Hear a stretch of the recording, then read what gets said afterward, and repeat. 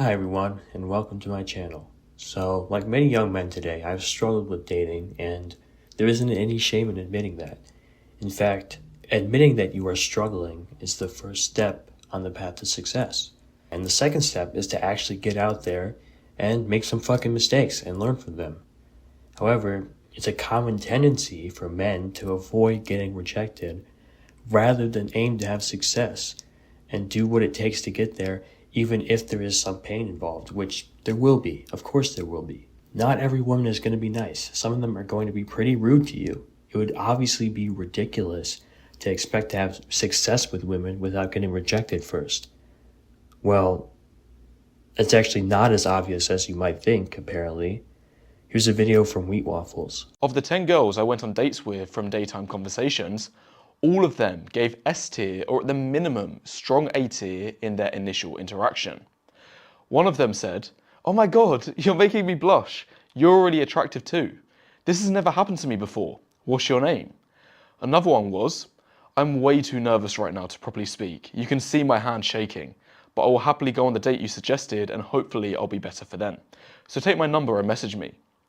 Guys, if the girl is not giving you this level of enthusiasm, then she is not interested. The problem is this reaction happens less than 5% of the time. So you just need to find the ones that do respond like this, and then invest minimally to all the others that give B tier choosing signals and below. You'll only be wasting your social battery for these, and you want to save it for when you later meet someone who gives S tier.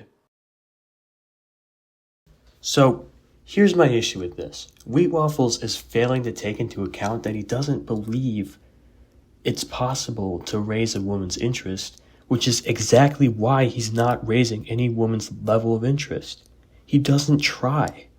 Also, what he calls wasting your time is really just building social skills and confidence while dedicating a few minutes to talking to a woman. You learn more from rejection than you learn from success. So here's a video of YBC Too Cold reacting to a video from this guy called King68, who has zero business giving advice. To ask me about girls, man. How do you approach girls at the gym? You simply don't approach girls at the gym. Don't approach. I'm just being real with you, bro. Don't approach no girl at the gym unless she giving you choosing signals. So this is the problem with a lot of this like red pill choosing signals advice. You know, it's advice applied and handed out to the entire population when it's really only applicable to a very small minority of men, aka the minority of men who consistently get choosing signals, and particularly they get choosing signals from the girls that they actually want to get them from. Because let me tell you guys something, bro. There's three kinds of guys. The first kind of guy gets no choosing signals, and that is actually the majority of men. He's right. Unless you're in the top 1%, no woman is gonna fucking approach you. Like, get real.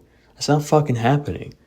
So, this advice is just stupid for every reason that what Wheat Waffles said was stupid and more, because this guy just has no business giving advice whatsoever because he doesn't struggle. You should take advice from people who have struggled. Like, I seriously doubt he struggled in the past with dating. So anyways, here's a chart that illustrates a heuristic I use when it comes to getting women. Essentially, the idea here is that you lose a lot more by not being persistent than by being persistent.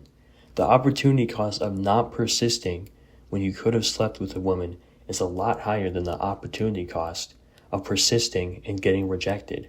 If you persist and get rejected, at most you're just wasting a relatively small amount of time. Let's say Wheat Waffles went for the number of a girl who was only giving him C tier choosing signals.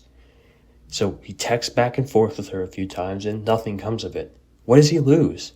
If you add up the time he spent talking to her, both in person and over text, it would be like 10 minutes. That's basically nothing. But let's say he somehow manages to raise her interest, which is possible, and get her out on a date. Then it was obviously worth it. There's no reason not to be persistent when you only need to dedicate a few minutes to do it. This is true with double texting too. So many guys will say, never double text, which is stupid. You can and should double text, just give it a few days. I recommend using Alex from Playing with Fire's takeaway strategy, which is essentially when you send a non-butthurt follow-up text calling her out for not responding, like, Don't be shy, or are you always just talkative? These work more often than you think. Just give it a shot. A lot of so-called dating advice is actually ego protection in disguise. Telling men not to double text, to only go after women who are super high interest from the start, and to focus on themselves isn't practical advice. They simply want to avoid being hurt and feeling rejected. Once you let go of this defense mechanism, you will see more success, not less.